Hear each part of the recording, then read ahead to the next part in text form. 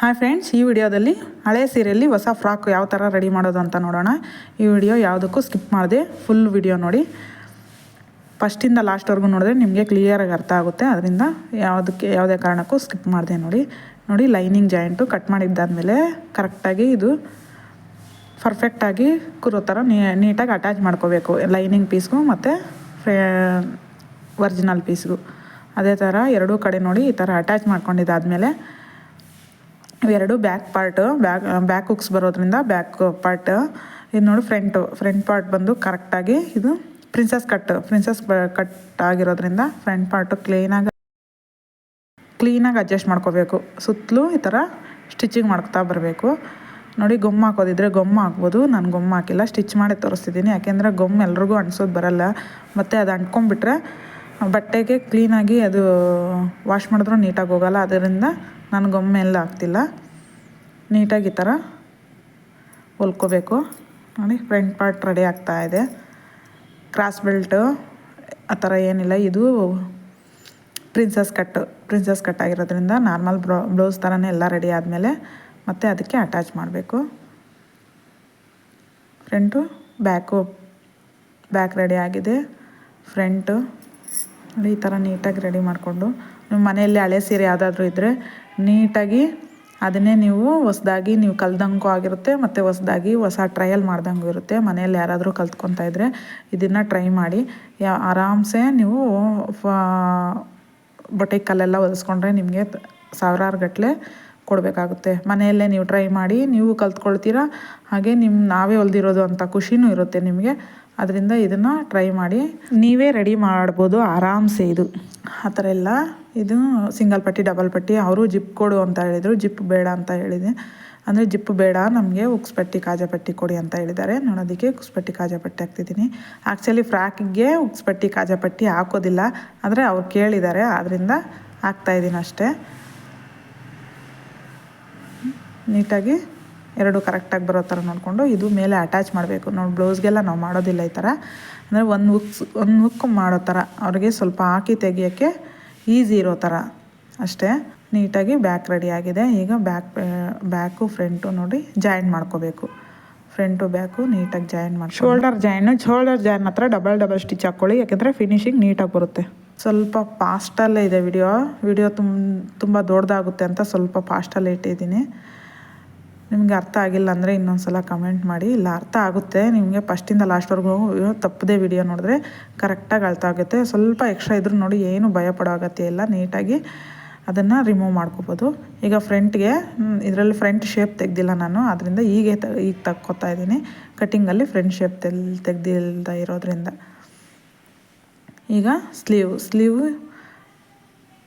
ನೋಡಿ, ಸ್ಲೀವ್ ನಾನು ಕಟ್ಟಿಂಗಲ್ಲಿ ಮಾಡಿಲ್ಲ, ಇಲ್ಲೇ ಮಾಡ್ತಾಯಿದ್ದೀನಿ.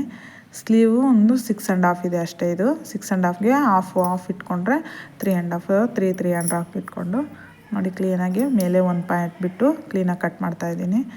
ಇದು ಶೇಪ್ ಯಾವ ರೀತಿ ಕಟ್ ಮಾಡಬೇಕು ಅಂದರೆ ಇದು ಈಸಿ ಟಿಪ್ಪು, ತುಂಬ ಈಸಿ ಟಿಪ್ಪು. ಇದಕ್ಕೆ ಮಾರ್ಕಿಂಗು ಏನೂ ಬೇಕಾಗಿಲ್ಲ. ನೋಡಿ, 1 ಇಂಚಿಗೆ ಸ್ವಲ್ಪ ಮುಂದೆ ಇಟ್ಕೊಂಡ್ರೆ ಬಟ್ಟೆ ಅದು ಕ್ಲೀನಾಗಿ ಶೇಪ್ ಬರುತ್ತೆ. ನೋಡಿ, ಕರೆಕ್ಟಾಗಿ ಶೇಪು ನಾವು ಕಟ್ ಮಾಡೋ ರೀತಿಯೇ ಬರುತ್ತೆ. ನಾವು ಶೇಪು ಮಾರ್ಕೆಲ್ಲ ಹಾಕಿ ಯಾವ ರೀತಿ ಕಟ್ ಮಾಡ್ತೀವೋ ಅದೇ ಥರ ಕಟ್ ಮಾಡಿದ್ರೆ ಈ ಥರ ಬರುತ್ತೆ. ನೋಡಿ, ಕರೆಕ್ಟಾಗಿ ಬಂದಿದೆ ಶೇಪೆಲ್ಲ, ಅದು ಉಲ್ಟಾ ಸೀದಾ ನೋಡಿ ಕ್ಲೀನಾಗಿ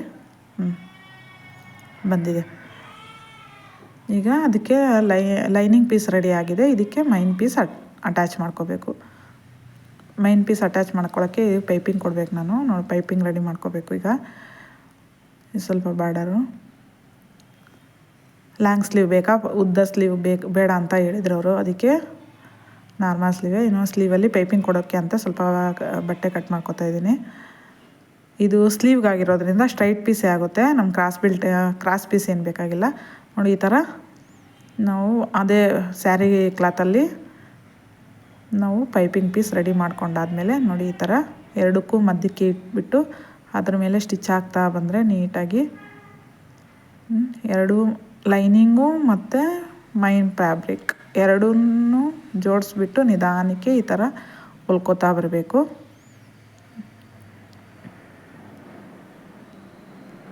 ನೋಡಿ, ಅದು ಎಕ್ಸ್ಟ್ರಾ ಮಿಕ್ಕಿರೋದು ನಾವು ಕಟ್ ಮಾಡ್ಕೋಬೇಕು. ಈಗ ನೋಡಿ ಎರಡನೇ ಸ್ಲೀವು ಅಷ್ಟೇ ಸೇಮ್ ಅದೇ ಥರ ನೋಡಿ ಎರಡು ಮಧ್ಯಕ್ಕೆ ಇಟ್ಬಿಟ್ಟು ನೀಟಾಗಿ ಸ್ಟಿಚ್ ಮಾಡ್ತಾ ಬರಬೇಕು. ಸ್ವಲ್ಪ ನಿಧಾನಕ್ಕೆ ಮಾಡಿದ್ರೆ ಇದು ನೀಟಾಗಿ ಬರುತ್ತೆ ನೋಡಿ. ಅಲ್ಲಿ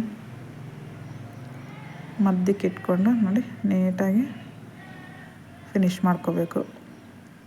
ಲೈನಿಂಗ್ ಪೀಸು ಮತ್ತು ಮೈನ್ ಫ್ಯಾಬ್ರಿಕ್ಕು ಎರಡೂ ನೀಟಾಗಿ ಇಟ್ಕೋಬೇಕು. ಇದಾದಮೇಲೆ ನೋಡಿ ಇದು ರಿಟರ್ನ್ ಮಾಡಬೇಕು. ರಿಟರ್ನ್ ಮಾಡಿದ್ರೆ ಕರೆಕ್ಟಾಗಿ ಅದು ಪೈಪಿಂಗ್ ಇರೋದು ಕರೆಕ್ಟಾಗಿ ಬರುತ್ತೆ, ಕರೆಕ್ಟಾಗಿ ಬಂದು ಕೂರುತ್ತೆ. ಈಗ ಮೇನ್ ಒಂದು ಸ್ಟಿಚಿಂಗ್ ಮಾಡಬೇಕು. ಸ್ಲೀವ್ ಸ್ಟಿಚಿಂಗ್ ಆದಮೇಲೆ ನೀವು ಫುಲ್ ರೌಂಡು ಒಂದು ಸ್ಟಿಚ್ ಹಾಕ್ಕೊಳ್ಳೋದು ಒಳ್ಳೆಯದು. ನನಗೆ ಇದು ರೂಢಿ ಇರೋದ್ರಿಂದ ನಾನು ಹಾಕ್ತಿಲ್ಲ, ಅದರಿಂದ ನೀವು ಹಾಕ್ಕೊಳ್ಳಿ.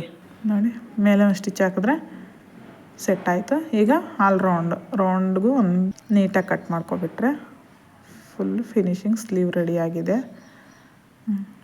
ಮತ್ತು ಇದೇ ಥರ ನೋಡಿ ಇನ್ನೊಂದು ಸ್ಲೀವನ್ನು ಇದಕ್ಕೂ ಸ್ಟಿಚ್ ಹಾಕ್ಕೊಳ್ಳಿ. ಟ್ರೈ ಮಾಡೋರು ನನಗೆ ಬರುತ್ತೋ ಇಲ್ವೋ ಅಂತ ಭಯ ಪಡಬೇಡಿ. ಯಾವುದಕ್ಕೂ ಒಂದು ಸಲ ಟ್ರೈ ಮಾಡಿದ್ರೇ ಬರುತ್ತೋ ಇಲ್ವೋ ಅಂತ ಗೊತ್ತಾಗೋದು. ಅದರಿಂದ ನೀವು ಟ್ರೈ ಮಾಡಿ ನೋಡಿ, ನಿಮಗೆ ನಿಮ್ಮಲ್ಲಿ ಇರೋ ಟ್ಯಾಲೆಂಟ್ ಏನಿದೆ ಅಂತ ನಿಮಗೆ ಗೊತ್ತಾಗುತ್ತೆ. ಇದು ಎಕ್ಸ್ಟ್ರಾ ಬಂದಿರೋದೆಲ್ಲ ರಿಮೂವ್ ಮಾಡ್ಕೋಬೇಕು. ರಿಮೂವ್ ಮಾಡ್ಕೊಂಡಾದ್ಮೇಲೆ ಎರಡೂ ಸ್ಲೀವು ರೆಡಿ ಆಗಿದೆ. ಸ್ಲೀವ್ ರೆಡಿ ಆದಮೇಲೆ ಮೈನ್ ಫೇಸ್ಗೆ ಸ್ಲೀವ್ ಯಾವ ಥರ ಅಟ್ಯಾಚ್ ಮಾಡ್ಕೋಬೇಕು ಅಂತ ನೋಡೋಣ. ಈಗ ಫ್ರಂಟ್ ಪೀಸು ಬ್ಯಾಕ್ ಪೀಸು ಎರಡೂ ಜಾಯಿಂಟ್ ಆದಮೇಲೆ ಸ್ಲೀವ್ ಯಾವ ರೀತಿ ಅಟ್ಯಾಚ್ ಮಾಡ್ಕೋಬೇಕು ಅಂತ ಇವಾಗ ನೋಡೋಣ. ಇದರಲ್ಲಿ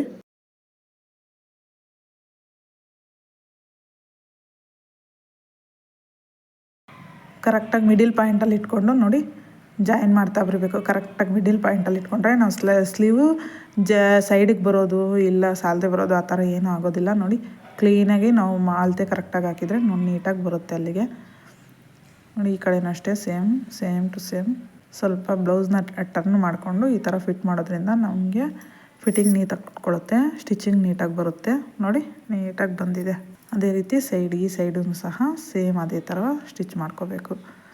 ಎಷ್ಟೋ ಜನ ಮದುವೆ ಆಗಿರೋರು, ಮದುವೆ ಆಗಿ ಮಕ್ಕಳಾಗಿ ಎಲ್ಲೂ ಬೇರೆ ಕಡೆ ಕೆಲಸಕ್ಕೆ ಹೋಗದೇ ಇರೋವಂಥವ್ರು, ಅಂದರೆ ಹೋಗೋಕೆ ಇಷ್ಟ ಇರುತ್ತೆ ಆದರೆ ಮನೇಲಿ ಕಳಿಸೋದಿಲ್ಲ, ಇಲ್ಲ ಮನೆಯಲ್ಲಿ ಅನುಕೂಲ ಇರೋದಿಲ್ಲ. ಆ ಥರ ಅವರು ಆರಾಮ್ಸೆ ಅವ್ರ ಮನೆಯಲ್ಲೇ ಅವ್ರು ಹೊಲ್ಕೊಂಡು ಈ ಥರ ಅವ್ರ ಸ್ವಂತಕ್ಕೇ ನಾವು ಹೊಲ್ಕೊಳ್ಳೋದ್ರಿಂದ ಅವ್ರಿಗೆ ಖುಷಿನೇ ಆಗುತ್ತೆ, ಅಮೌಂಟು ಮಿಕ್ಕುತ್ತೆ.